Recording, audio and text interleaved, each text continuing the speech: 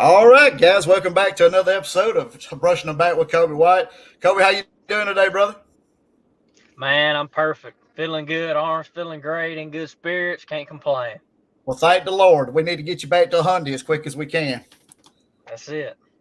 All right, we're going to shift from our favorite pitcher to one of the most. He's just a large character. We're just going to leave it at that. We'll get into the large part in a minute, but he was quite a character during his playing days, and we were excited to get an opportunity to have him on the show. I'd like to welcome to the show today, Mr. Kevin Minch. Kevin, how you doing today? I'm doing very well. Thank you very much, gentlemen, for having me on. I'm able just to finally sit down for the weekend and relax. Well, I am glad to hear that, sir. All right, so we need to jump right in there. We know you were a big time character back in the day. Is it because you came from a tiny little state of Delaware that you had this chip on your shoulder the entire time you were trying to play ball? Nah, not at all. I've always been outgoing that way. I've just been, you put me in a room with 100 people. I'm going to probably talk to as many as I can. I wasn't that guy who stood in the corner. I wanted to be involved. It's funny you talk about wanting to talk to people.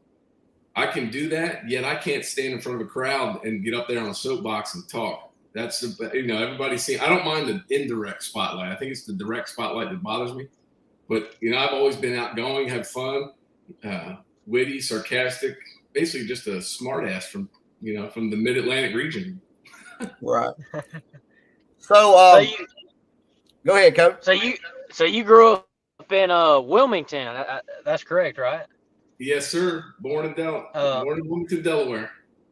You still there today? Is it kind of that's your hometown? You stay there? Or you no, I live just outside of Fort Worth. Now I've been here in Keller, Texas for 19 years now, and it's the weather and everything else, but I do miss the seasons changing for sure. I like the green grass, being able to lay in the grass. Here, the stuff we have is it's a vine. We have St. Augustine. I like that Bermuda, being able just to lay in it. I miss that. I miss the snow. I sweat in a meat locker, so anything over 80 degrees, I'm just in a full on sweat. Well, you are dying in the state of Texas, then. Oh gosh, you're lucky you caught me with my shirt and stuff on, because my son and I, we just wander around. If we could, I would just be in flip flops and shorts, nothing else. All right, so quick question for you: coming from Delaware, was it always your dream as being a Delaware guy to go and represent, for the university itself, the University of Delaware? Because you are their most famous alum. See, you always talk about people that have gone to Delaware. Joe Flacco went to Delaware. Rich Gannon went to Delaware. They're not from Delaware, though. Myself, Elena Deladon, who's plays in WNBA, she's a Delaware girl. She went to Delaware. I grew up 3 miles from the university, so I was, that's just who I am. I had never been west of the Mississippi playing baseball, so I just, you just want it to be something where, you put Delaware on the map. I'll always be a 302 guy for life. That's just where I'm from. But the horizons that were there, able to. I wasn't recruited very much out of high school. I think I was kind of a chip on my shoulder not getting drafted out of high school. But I ran with it, and I was fortunate enough going through summer ball into college of having coaches that all played through different levels of minor league baseball. So I was kind of around that atmosphere and knowing and just seeing how they carried themselves and how they handled themselves, and you take bits and pieces of that, and that put me to where I am, today. You said you weren't heavily recruited. Kobe, that's kind of like your story too. When he says not heavily recruited, he might have had 20 or 30 schools looking at him, and he says not heavily recruited. But Kobe was in a situation to where Kobe, how many Division I offers did you have out of high school? I didn't have a single one, and I only had one junior college offer. So I was pretty low on options. If I wanted to play, it was go to Pearl River, which everything worked out. But yeah, I can imagine how that. I'm sure he had a whole lot more interest than that. But it's a weird feeling knowing that that's your only option, and I guess it kind of blinds everything else out, saying, "Hey, it's just baseball." Just go play baseball. Don't worry about all the clout with getting recruited and doing all this and doing all that. Just play ball. I mean, I really didn't. I mean, as much as you want to leave, I was from a small town. I didn't know any better. I wanted my family to be able to watch me play. So, the head coach at Delaware at the time was Bob Hanna. I mean, he's had over 1,000 wins in Division I baseball, and I grew up around the program. And the assistant coach at the time played up to AAA ball, and so I mean, those guys. It was just kind of, It was part of the family, right? I've always been that way. I'm just, I grow attached to things, and I kind of just keep, I don't veer off too much. I mean, I like to, what's the word I'm looking for? The loyalty, I guess, is a word that so I don't change a lot through different things. I'm just, living here in Keller for 19 years, same pest control people, the same, electricians, that stuff. I mean, people that I just, it becomes part of the family. And that's what I was looking for when I was at Delaware, to be able to do that, to see my friends, but still be able to play baseball. You were looking for familiarity. Yes, sir. Yep. Yeah. You like the convenience of familiarity. I've heard that term 1,000 times. And then, so 98 playing there, I got to go out to Team USA, and that was a different story, just different in general. Never be playing baseball. Now I'm playing with these kids from all these top Division I programs that you see, and, I'm playing on the same field with them, go up to Cape Cod, play up there for a year, and end up getting drafted the following year. And, like I said, here we are now. Was it 22 years later? Well, you didn't waste a lot of time when you were drafted. You didn't waste a lot of time in the minors. You said, I'm putting my stamp on this. I'm getting to the pros as quick as possible, right? It helped too. Throughout, every manager I had played at the major league level.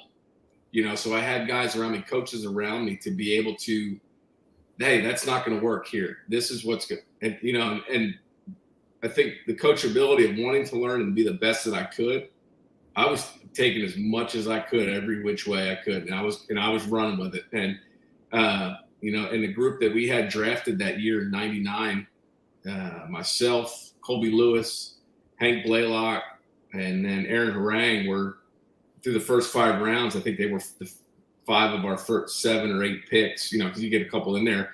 We all came through the system really together. So, I mean, you were around guys too, that family you have, and you're climbing that ladder together. Covered it. Sounds like your. I feel like I've been listening to your story, but it's just coming out of Delaware. So, yeah, with a whole lot more success coming from Delaware. Come on now, don't shortchange yourself.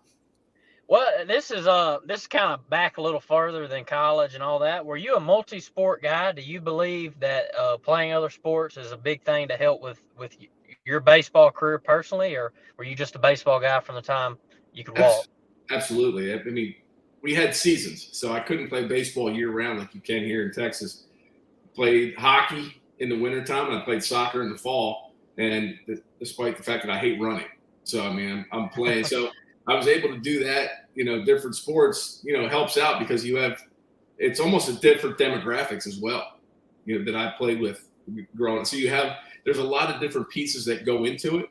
And, I always, even when I was coaching here, I tell my boys, go do something else. Go get away from baseball. Get away from it. Go be a kid. I was able to do that as well growing up because I remember those kids, hey, let's go ride bikes. Now my dad's taking me to the batting cage, this and that. And those are the guys that, as you get older, those guys start to taper off and just to kind of, go away from just because they couldn't do it anymore, and they just got burned out. And I think that helped me of knowing that different mentalities that go into the sports and being able to, to take it over. A good buddy of mine grew up playing hockey with, was a great baseball player, played in the NHL, Mark Eaton. He and I were inducted into the State Hall of Fame together a few years back. That was something really special because, we had played together different sports. He was a hell of a baseball player as well. When you had your opportunity, you were drafted, you went through the minors, you finally made it to the show. You were a younger guy that got an opportunity to play around quite a few veterans. I've heard in a couple of other interviews you've done where you talked about how you were smart enough, and you were talking about teachability earlier, and you were smart enough to kind of absorb everything these older guys were telling you. So are there? I know you play. How many actual MLB teams did you actually play for? 4. 4 teams, and then of course you played overseas. We'll talk about that in just a second. You got that one guy on like every team you were on that you kind of leaned on, maybe a mentor or somebody you ultimately respected, and you kind of mimicked their game. My brothers were 10 and 14 years older than I was, so I always gravitated towards the older group of guys. So when I got here to the big leagues, I had the Kenny Rogers, Pudge, Juan, Rafi, Alex, Ishmael Valdez, Herbert Perry, Jay Powell, guys that had 10 plus years in the big leagues. And here's this little rookie, and I wasn't conforming to how, be seen and not heard, just because that was just my personality. I mean, my bench coach, Terry Francona, Jerry Nair was my manager that year, Oscar Acosta, pitching coach, Rudy Jaramillo, my hitting coach, guys that have been around. So, I knew if I got out of line or something, somebody would say something. I mean, heck, Rudy would put me in a headlock and wrestle and tackle somebody, but I could handle it because having older brothers, I kind of expected it, so I was taking in every little bit that I could. And, I mentioned that group, you got pitchers, infielders, outfield. I kind of gravitate towards different ones. I didn't really just stick to one group. You try and figure out who has the best knowledge, who you could get from at certain points. And that was the beauty of it. I go to Milwaukee, I had Tony Graffinino, Jeff Jenkins, guys that were, older there. I go to Toronto, I've got, Doc Halliday's there. You got AJ Burnett, Greg Zahn, these older guys, Vernon Wells, these older guys that I'd, been around playing, but now I'm in the clubhouse with them. Washington, Zimmerman, Dunn, these guys that I've been around. And it's the information you grasp is just, you're still learning from these guys, right? You've been in the league now for 8-9 years. You're still learning, grasping this. And baseball's still evolving. We're still learning, right? I think just nowadays they've kind of overthought baseball and making it actually harder than it is. Exactly. Well, I heard somebody say one time, when you get to the big leagues, it ain't going up from AAA to the big leagues. You're playing some guys or playing with some guys that's been there for 10, 15 years, and they're on level 15 of the major leagues. They done made that many more jumps, by learning the whole time they've been there. And that's the thing that, obviously AAA or whatever is one jump, but it's crazy to me. Like I had a manager in AA, and he played in the big leagues for a few years, and the things that he was saying have been things I'd never heard before, and that's what's so cool about it. And then when you talk to other guys that's been in there, they'll say the same things. And it's like, if you weren't in that era or in the big leagues at that time, you're not going to hear that. It's like, this ain't just general knowledge that's being spread all over the internet. It's tried and true stuff that people have heard. That's what's cool about, especially conversations like this, but like getting in depth day to day with baseball guys. You think about this, you remember as a kid, your parents saying it's going to be like this when you get older. And what do we as kids say? No, it's not. And then you get to that point when you're older and you go, they were right. The hitch, and that's how it is, right? And that's what because why? Because they've been a parent. And they know what it's like. We haven't been parents. And that's exactly, goes back to what you're talking about, because the coaches that have played at that highest level know, one, the mentality that goes into it, two, and what your body goes into it on a daily basis, right? A guy who never played above A ball can't sit there and tell a guy what it's like to play big just because he read a book, right? It's not, you've got to actually be in the situation. And that's what differentiates, the guy, because playing at that level, and I hear guys talk, coaches, even at youth sports, and I just sit there and just bang my head against the wall, and then just, you don't even want to hear it, just because you don't want to seem rude, but at the same time, please just stop talking, because you're not helping the situation, and it's hard, right? But especially as players, but if you want to learn and get to that level, anybody and everybody, you may have played a little bit, but no, I want to talk to that guy because he's been there, right? I want to know, because what do I need to do to get to that point? Exactly. Yeah, and the thing that's funny to me is like, speaking of like people that read stuff and all that, there's a lot of stuff on the internet now, and a lot of times when you do your research on it, the only thing they'll have to back it is like, okay, this was a very smart guy.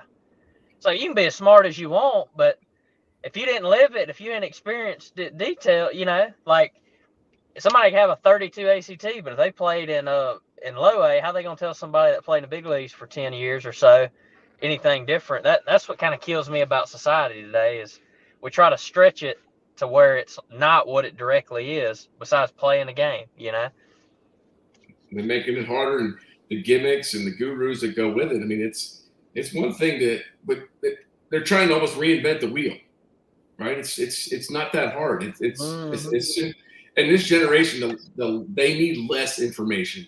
They need more doing and less absorb. They need to do. I always tell people that this generation is now, they're not proactive, they're reactive. They have to be told what to do. Instead of saying, and I think a lot of us have come to as coaches saying, we all tend to want to tell them what to do, as opposed to saying, well, what do you see? Well, is that right or wrong? And let them decide, well, wrong. Well, then what do you do? And then they actually have to process, right? They have to start to think, as opposed to just sitting there waiting for you to say what to do, right? You've seen these kids at playing at the youth level, guys at third base tagging up, fly ball to right field, and I see the runner sitting there, they're looking at their third base coach. Turn around, watch the game happen, right? You see these guys on iPads in the dugout. You can't learn too much unless you're sitting actually watching the game, knowing what's going to happen, right? Because especially on TV, you only see what you see on the camera. You're not seeing, the outfielders move or talking, and that's the biggest thing that people don't get is knowing hitters, right? Knowing pitchers' tendencies, what they're going to do, telling an outfielder that, hey, I'm going to slide in. I was telling somebody the other day about this. If I was moving over in left field, make sure I told Michael Young, Mikey, hey, I'm right here, just so you know. I mean, you always have that interaction. You can't get that from sitting here watching it on an iPad. That's the stuff that they don't teach. They just assume that watch iPad and go. Exactly. So you are not an analytics guy. Is what you're telling me. It's called analytics, by the way, and that's why. Well, I actually heard, matter of fact, a former player, Jeff Fry, who you're probably very familiar with, he actually made that comparison with the analytics, as you call it. So that's what I call it. He's not big on the numbers. He's not a numbers guy. So, and those guys that are big on the numbers are the same ones that probably follow the science, right? No, I'm not that guy. Did it work? What did you do? All right, did it work for you? All right, let me take a little bit. Now, numbers don't say that, right? I'm not a numbers guy. I want to see it. Right? They say the proof is in the pudding. Right. Show me the pudding, and that's that. I'm an old school guy, and that's what we've gotten away from, right? The money ball, right? And we talked about. I think I talked about it was on one day on my show. It only works. It doesn't work in a short series, right? I think since Moneyball, the A's have been to 1A ALCS, and they got swept by Detroit. And since then, nothing. But, the numbers say, nah, don't throw numbers at me. I want to see. I need to visually see. You keep using the term. Oh, yeah. Go ahead, Coach. Well, I mean, like to add to what you're saying is like, a lot with the analytics, they'll tell a pitcher, oh, you need to throw this pitch, or tell a hitter your swing path is this or that. But he feels it, like he knows, okay, this is a good pitch to throw here. He doesn't have to have a computer tell him, okay, I need to throw this. This is what makes this, because I feel like you play the game off of results. You don't play it off of what your perceived results would be. Like, oh, I think this is going to happen. Well, if you've done it enough, and a lot of people in pro ball playing every day have done it enough, you can see and tell what the hitter looks like off of a slider or a splitter, change it, whatever it is. You don't have to have some kind of computer program say, hey, you can't throw that. It doesn't work, or a hitter, to add what you're talking about. That's what's kind of crazy. It kind of takes a hold of a player and cripples him to where he can only do a certain group of things when he knows, hey, this is going to work. That's what kind of kills me when it's overbearing on it, which it a lot of times is, I mean, especially as a pitcher, because some days you're not going to have your best pitch working. So then you've got to improvise. You've got to figure it out, right? Well, and that was, when we had our advanced meetings, all we wanted to see was what he throws and how hard he throws it. Not what percentage he throws in a 2-1 count with 83% humidity and 5-mile-an-hour winds coming from the southwest. This is what they've turned it into. Just tell, right? Yeah. They can hit pitching change. Rudy's got it right here. All right, he throws this. This is how hard he. Okay, that's all I need to know. I don't want to have to overthink it, right? And I think that's the problem. I mean, hitting nowadays the Mendoza line is going to become the gold standard for hitting here soon. I looked at a lineup the other day. The top in the starting 9, I think the highest average was 246. I mean, this is what I mean. It's become, what they've talked about. That they talk about the numbers and everything. It just have changed the game of baseball. And as for a pitcher, the stuff that they're teaching, yeah, here you go. I'll throw you some BP fastballs, right? Because if you just learn to move the ball in and out.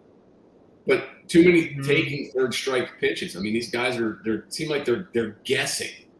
2-0, I'm looking for a fastball, right? And these guys come out of their shoes and they miss a curveball by 10 feet or 3-2 or something. Here it comes. They just frozen feet. It's awful, and it's a shame because it's hard to watch. I'm sorry, but it is. It's hard to watch. Well, and the thing that kills me is, when you start looking at baseball, just on Baseball Tonight and stuff, half the time they don't even put batting average on there anymore. It's only OPS. It's like that's literally, It's the higher number they have on there. Yeah, I'm like, well, I understand the guy hits 10 more home runs than another guy, but his batting average is 50 points lower.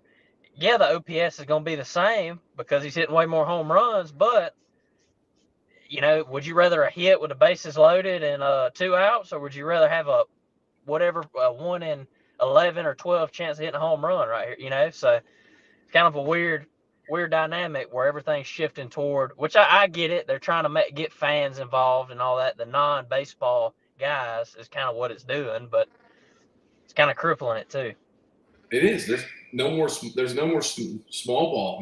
There's no more league. They say America. No, there's no league now. We have a universal DH, so there's no league. It's just one league. When I was playing, interleague had just really started, and they had toyed with the idea of playing when they did interleague of a National League team going to American League Park. They would play National League rules, so American League fans could see National League games, right? And I was on board for that. I love that. But now you have this universal DH.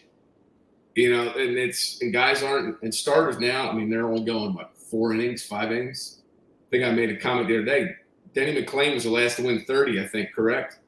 And that was back in the late 60s, or somewhere in the – and then 20 wins. Now what is it going to be, 15, 10? I mean, guys aren't going. And it's just war, OPS, or war, and what the defensive and – what are these numbers? Babe Ruth is spinning in his grave right now. These numbers, they're throwing it out for the nerds, guys that have never played the game. That's what they're trying to get it to. But what about the people that actually play the game that don't want to hear this stuff? We just want to go out and play enough. And it's becoming more and more of a job than it is just being fun. And it's killing it. People, a lot of people don't like Manfred and what he's doing to the game. So. Oh, yeah.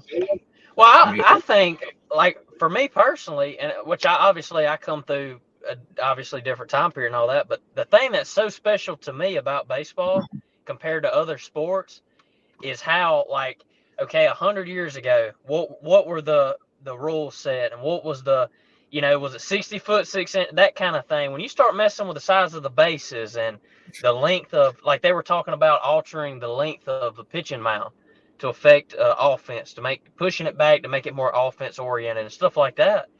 I'm like, man, that's what baseball's special. That's how the game got special, not making a whole bunch of changes to make it quicker and do this and do that. That's just kind of my 2 cents. But when it's an old game and you see the same logo 120 years ago, 100 years ago, that's pretty cool. And we talk about hitting with guys that were surgical with a bat. They want to take out the shift. Really, guys are complaining. Learn to use the entire field. I heard a story about John Kruk when he was a kid. I think his brothers, he was the only lefty. And when they would play baseball, I guess growing up in West Virginia, that I think right field was closed. When you play right field's closed. So he had to learn to hit everything to left field. And that's why he was able to drive the ball. And I had heard that story. And you figure it out, right? You figure out a way to beat the shift, to do it. Guys don't want to. So guys, you're not going to have the Tony Gwynn's anymore or the Pete Roses that are shooting the ball here and there, and that were, they can talk about just being surgical with it. Okay, you're going to move over there, I'm going to hit it there. You're going to move here, I'll do it this way. Same with pitching. I believe guys don't pitch anymore; they just throw. Right? Guys are just trying to throw it as hard as they can. I mean, and the guys are up there with full body armor, shin guard, elbow guard, face guard. I mean, it's have a discussion with umpires. It's getting to the point where it's driving everybody through the wall because they can't do anything about it. And then on top of policing the game, you want something handled, the guys can't even do it. The umpire's hands are tied. Takeout slides, really? I mean, come on. When I was talking to Zahn, the Buster Posey rule, right? If that hadn't been Buster Posey, if that was Greg Zahn, there wouldn't be any issues. But because it was Buster Posey, the same with the slides that set, the takeout slides. Guys learned to do it. How you figured it out? You knew if somebody got hit, if you were playing the middle infield. I was talking to Orlando Hudson the other day. If I looked at first base and I knew it was Chase Utley, right? And he goes, I got to get rid of this ball quick because he's coming in hard. Now, and that's what I mean. The guys were able to think and see that. Now it's just, whatever. I can throw it. Nobody's going to do anything. It's hard. Like I said, it is hard to watch. Oh, yeah, for sure. I got a quick question about, as you were finishing up here in the States playing ball, because I kept hearing you use the term about you talking about familiarity and all that kind of stuff. You got really familiar with playing here, but then you ventured overseas to play. Was that a huge transition for you, or was it just baseball? Baseball is baseball everywhere. No, it's different. Have you ever seen Mr. Baseball, the movie? Yes, horribly made. I saw a horribly made movie called Mr. Baseball with Tom Selleck, right? Yep, that's exactly how it is over there. It's run, and that's where my first taste of all this information, the overload, got over there. They would have advanced meetings, and they would sit in there for an hour, go over stuff. And I told him, I said, no, just tell me how hard he throws, what he throws. That's it. Because it's just input. They keep feeding you information. One day we were in spring training, and they had it's a quad of cages inside, and one of the guys down there, and there were no balls out beyond the machine. I go, what in the world is he doing? He goes, oh, he's working on hitting fouling balls off. I said, what? I thought you were trying to hit the ball fair on the field. He was trying to hit foul balls, just fouling stuff off. And I realized wow. But they said the information, that's the kind of stuff though. That's where it started, and it ended up over here. And it's just, like I said, information, input, right? That's what these kids want. They want, the instant gratification as far as, with social media and all the information, right? And they don't think for themselves. It becomes, it's like, when you talk to your dog and it does this. That's what it feels like when you talk to these kids these days. Yeah. Go out here and do this. What? Have you not been taught? It's frustrating as anything. And my coaching itself is frustrating, but when the kids can't think on their own, and we would do that in practice, we would put them in situations just to see how they would react. Just because it's thinking outside the box. Now they really don't. The creativity and the mindset it's completely changed. And and you were talking about Jeff Fry earlier, and people don't like what he's trying to do, but that's all he's trying to do is the awareness of what he's trying to create because of how we've been taught this generation, the bat flips that end up 10 rows in the bleachers, the taking off the shirt. Oh gosh, it is, like I said, it is hard to watch, to see how this great game is becoming, because as we've had discussions, if some guy hits a home run and I'm on deck and he's bat flipping, doing backflips down to first base, when he crosses the home plate, my first thought is, if I'm getting drilled, I'm punching you in the face when I get back to the dugout. Right? Oh, yeah. But the crazy thing about that is, if, for example, let's say a guy hits a nuke, a 450-foot, 500-foot nuke. 20 years ago, heck, even 15 years ago, it was guaranteed the next guy in the box was fixing to take one in the rib cage. You don't. I don't see that much of that anymore. No, because so you said the umpires, it's out of their control now, and it would be done and over with. And because when I was playing, something like that would happen. You'd walk up to the catcher and you'd say, "Hey, just make sure it doesn't hit me in the head, right? Just right?" And they knew, and that was it, and it'd be done, over with, right? But now it's this stuff just festers and everything. They can't do anything about it. Now, even if a ball gets away from them, they're getting warned. But I talk about the guys that are just throwing. The other day, I was watching some dude catcher set up away off the plate, and the dude missed by 3 feet and almost took the guy's head off with an 0-2 pitch. That's what I mean. They don't know how to pitch anymore. They just throw as hard as they can, and that's what I mean. You've taken this great game and basically made a mockery of it. How many guys can? Let's see how hard I can throw the ball. Great, right? I mean, what are you trying to accomplish? There's no finesse. Gone are the days of the Greg Maddux, the Tom Glavines that could, that were just surgeons with that ball. They could move it in and out, right? And on top of that, the bases are going to be the size of a pizza box, And then umpires, I mean, they're not even. This is how they're going to call games from right here in their chair. Up, strike, right? So then they have to deal with the metaverse, right? What they did with wrestling and everything. You have to deal with the metaverse of fans. Oh, the umpire's terrible and everything else, right? That's it. This is what I mean. It's become. We could basically just start over. I think we'd be a lot better. Oh yeah.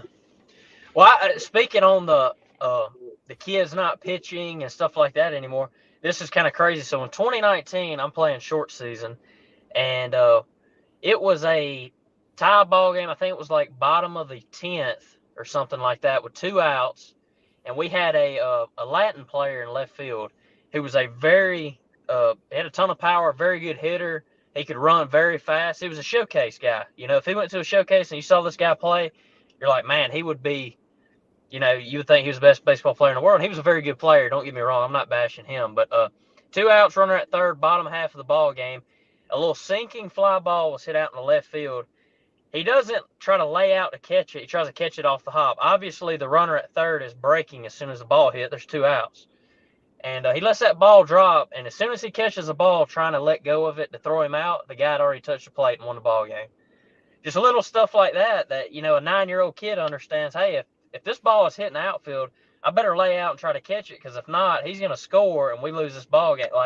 And this was I think this was a 21-year-old kid in 2019. And played, I don't know how long he's played baseball or whatever, but this is professional baseball, Pretty insane that kind of thing can happen, but that's just kind of leading up to, hey, you gotta hit it 98 off the bat, and you got to do this, and you got to better run this fast. But it was a mind-blowing scene to see from the bullpen. We lost the ball game off a sinking line drive that was not dove after. If he'd just ran at it, I believe he'd have caught it. But it was like he was trying to play the hop to throw him out at the plate for whatever reason. That's 2 outs.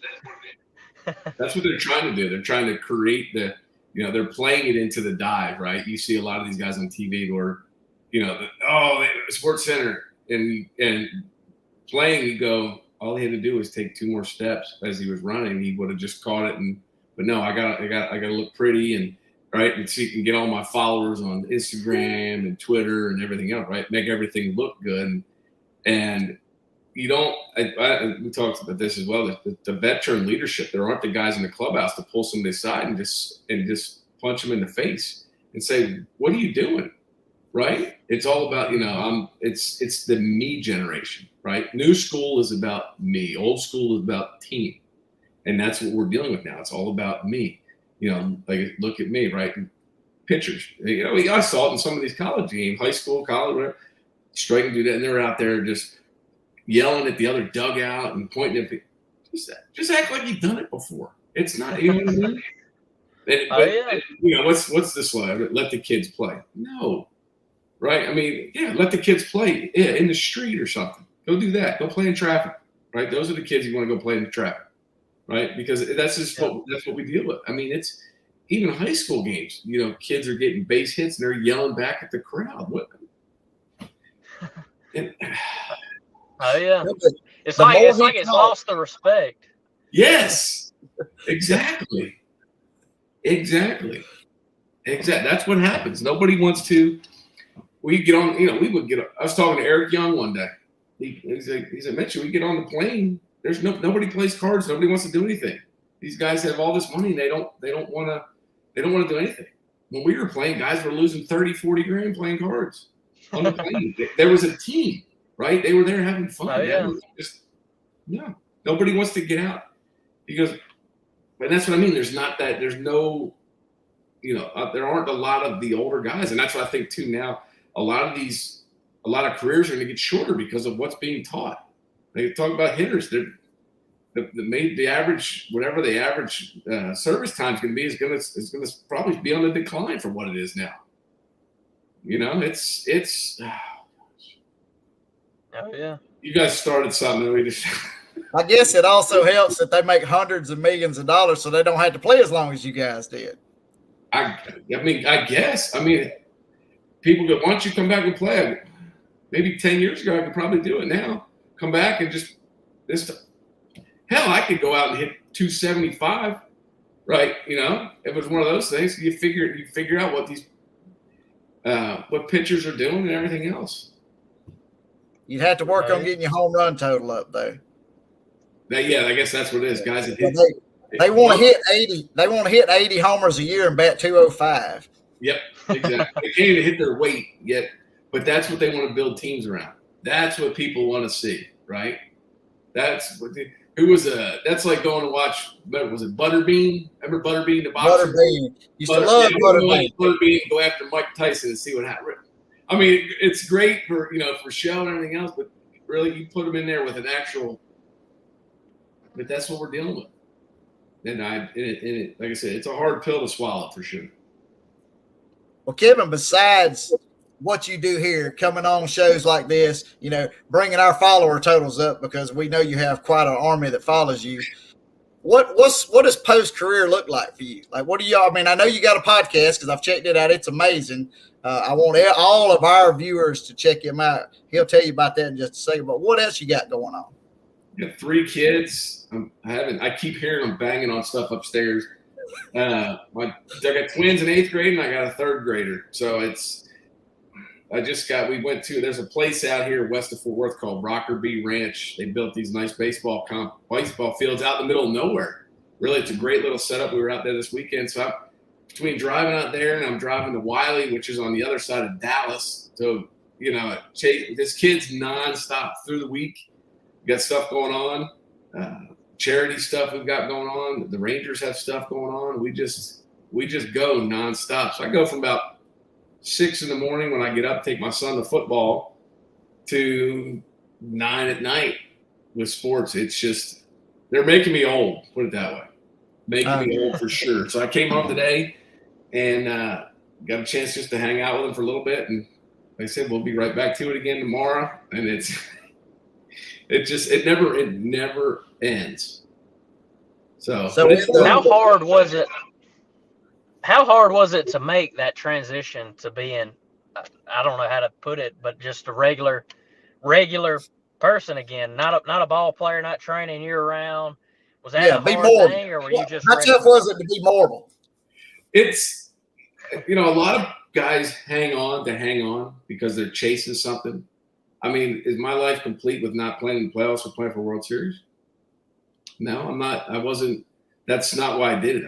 I just, because it was as a kid, that's what you want to do. You want to play baseball. You want to, you pick up a baseball card and you go, that's Frank Thomas or Cal Ripken, and all of a sudden you get to that point where I got, hanging out with Cal Ripken. Cal, I watched you growing up. Mike Schmidt. You see my jersey in the back, my favorite player growing up, and now I'm on the same field as him. So that's all it was. We're as athletes, we're here for the fans. The fans aren't here for us, and that's our job. So a lot of guys talking about guys hang on to something. Put their families through years of playing in AAA just because that to get back. No, I just realized what I make there, I could do something here and do it. So that first year away, when I stepped away from baseball, I just got away from it just for a year, right? Just to kind of gather myself, now I'm, back into it, involved with stuff, helping out around, the community wherever we can to, like we talked about earlier, get this game back to where it is. And, with the amount of sports that are played, especially here in Texas, I mean, goodness, you can't throw a rock without hitting somebody that's playing baseball or somebody that's playing football. I mean, it's where I grew up. It wasn't, they said different seasons. Here, it is everywhere, and it's fun being around here and just seeing how things develop. Even, I didn't play football, but still understanding, the speed of the game and just watching stuff and seeing people. And I don't tell people what I did, that people that don't know who I am. I don't. I like to try and see how I'm treated, because if we're on the level, as soon as a lot of people say, well, I'm such and such. No, I don't tell people. I let people try and figure it out. Actually, it's funny. I was talking to an umpire today at the game, and we were just talking about where my wife's from and everything else. And I didn't know if he knew. And then towards the end of our conversation, after, throughout the game, he goes, "So when did you quit playing?" I had never said a word about who I was, and I told him. So I mean, I don't do that just because I don't want any special favors. I don't want, I just want people to be on the level with me. I've always been that way as far as, understanding where I've come. I'm a blue collar guy, right? I grew up just outside of Philadelphia, in a blue collar town, that Rocky mentality. That's just who I am. Like I said, playing hockey, I played with that. I was telling people the other day, the hockey demographic was completely different from my baseball demographic. These guys were, they weren't even the middle class, lower to middle class. But they were a bunch of fun kids, a bunch of fun guys that we were around, because that's just what it was. That mentality is different, so you get to see that, and you get to see just different sports. Now my daughter's playing basketball. My son's playing football. Two sports that I never played, but I'm able to sit there and watch and kind of enjoy it. I got away from coaching this summer just because kids stopped listening at this age, 13, 14. So I went to so I just try and sit away from everything, but I can't avoid the stupid. I could be sitting a mile away from a game and I just still hear stupid that's going on and it drives me nuts. I need to get some noise canceling headphones, one of those little plastic bubbles, and just sit there and not let anybody bother me. So because I don't want to get, as much as I want to say something, you get to that point, but it's tough, but at the same time, and I don't try and overstep my bounds too, unless somebody actually asks the question. Then I'll give my 2 cents, and it's hard though, right? Because you have all these, the Monday morning quarterbacks, the people that read on Google. Well, Google says you should do this, right? Google said, oh, well, then, that's what you try and, that's the stuff that's hard to deal with. We were talking about what you were doing after you left the game, and I mentioned just a second ago you have a podcast. You have one of the most uniquely named podcasts I've ever heard, and I know the story behind it because that's a record that you hold that you haven't talked about. You actually hold 2 separate records that I was pretty impressed with. You're pretty upset with Mike Trout right now because he just, you had a little luster there because you were the only right-hander to have done it, and now he's joined you. I saw you congratulate him though. That was a class act. And Mike grew up just across the bridge in Jersey, South Jersey, and I know his dad. His dad went to Delaware. I'd run into Mike a bunch opening days at the old ballpark and talk to him about it. But it was just one of those things where, it's when him doing it, like I said, I'm an Eagles fan. He's an Eagles fan. We grew up right there, and I'm glad he was able to do it. And records are meant to be broken. Right. It was just one of those things. People had asked me during that stretch, the media, are you tired? What are your thoughts on all this? I said, I'll be glad when you guys stop bothering me. Right. And, in hindsight, I think when this streak started, the whole shoe thing, I had changed shoes. I had hit a ball in Seattle before we had come home and I started a streak. And I think it missed going. I think it hit the top of the wall. So I probably would have been at 8, give or take 3 or 4 inches. And then going into Cleveland, it's funny, Mike tied the record in Cleveland where I set the record in Cleveland. And I actually got the ball because it hit the metal fencing and came back on the field. It's somewhere in my stash up here of baseballs, but I have it. And to do it, I never really thought about it. That Saturday was when I think the streak ended. I mean, I never wasn't trying to hit home runs. What should I have done it? Like I said, in hindsight, yeah. But what would that have done for my team? Me going up there to try and hit a home run? It wouldn't have been. Right. It was just one of those things where it was, it was fun while it lasted. And like I said, I'm glad that if anybody's that he was able to do it because, like I said, he's an East Coast guy, and people come up to me. We didn't know you had that. I mean, it's not like I walk around with a T-shirt on. It says, this is what I've done. I've done this and that. But when they do bring it up, people will say, well, they have these guys. I said, no, those guys are all lefties. And then I think Kendrick Morales is a switch hitter. So, and there's more lefties. There's more at that time, more righty pitchers than there are lefties to be able to do it. And it's not something you actually, you really think about. Well, for our viewers that have not figured out what we're talking about, he hit a home run in 7 consecutive games, which is amazing. There are a few that have hit 8, and I think there's 6 or 7 that have hit 8 in a row. 3: Dale Long, Junior Griffey, and Mattingly. Because Oh yeah. The big deal is you were the only right-hander on the list, though. Yeah. And then Mike Trout ruined your moment. No, that's like I said. The records are just there. That somebody's going to break it one day. But I talked to Mattingly about it. They were in town, I think, and he had done his over the All-Star break. So he had that time. I think he played the All-Star game a year, so he had some days off. I only had one day off in between.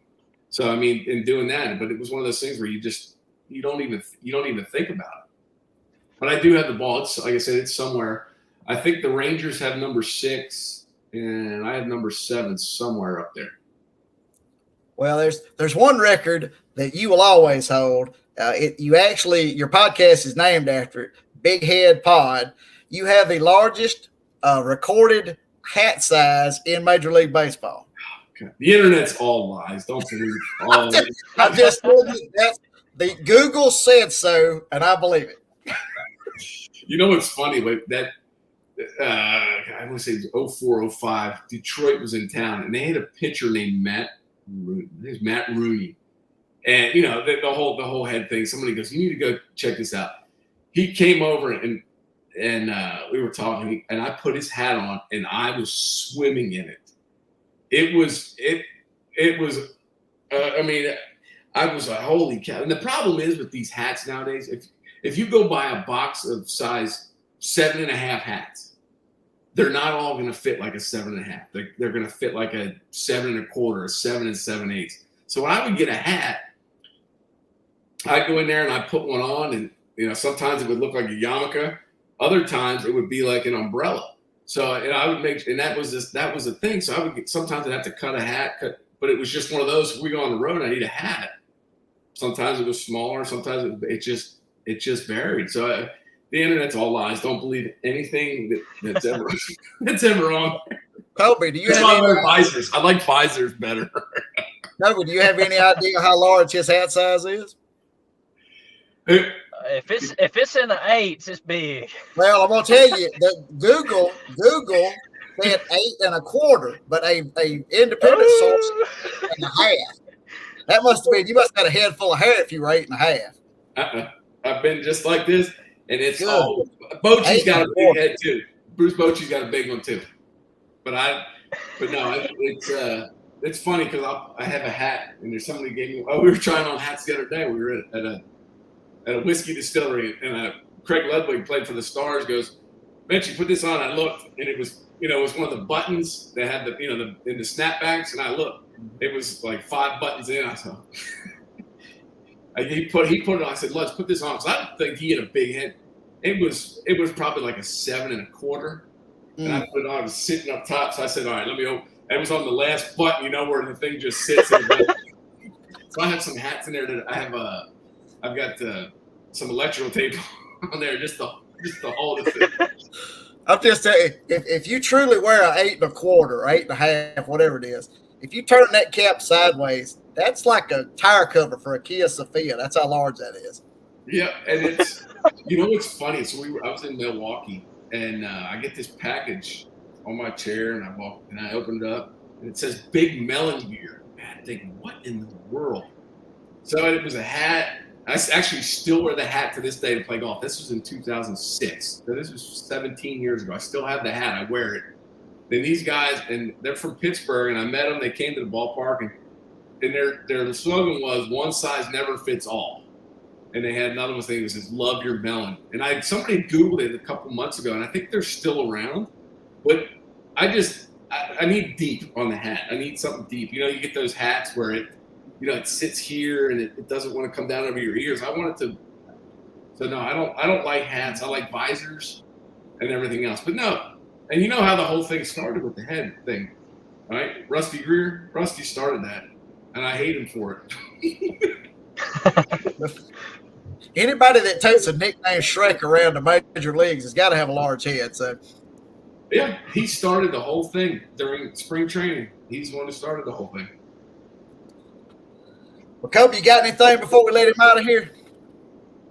No, well, but we appreciate it. Obviously, big time having you on here. Thank you for. I know you got a busy schedule. Thank you for coming on here. Oh, absolutely, it's been awesome. It's guys, fun. make sure you check out his podcast, Big Head Pod. Now you know the story behind it, and he has amazing guests. Matter of fact, I checked in on one of my favorite players ever, Rafael Palmeiro. I love the conversation that you guys had. So we want to thank you. We can't thank you enough for coming on, and we'd love to have you on in the future. Anytime, guys. You guys got my number. Anytime I come on here and talk, I love this. Just sit here and talk about, just different anything and everything. But like I said, my Big Head Pod. It's on the Dub Network, dubtalks.com. They're on there. They created this whole thing. It's, like I said, just a chance, people to hear different stuff. Right? People are tired of the same song. That's what it is. Everybody's got a story, and that's the beauty of it. So I got some good guests coming up here the next few weeks. So like I said, look forward to it. Anytime you guys want me on, you can always call. Anytime. I'm always here. Sounds good, man. Appreciate it. I appreciate it, gentlemen. Thank you, guys. All right, guys. That's going to be it for today. We'll see you guys live next Sunday with another guest. Have a good evening, guys.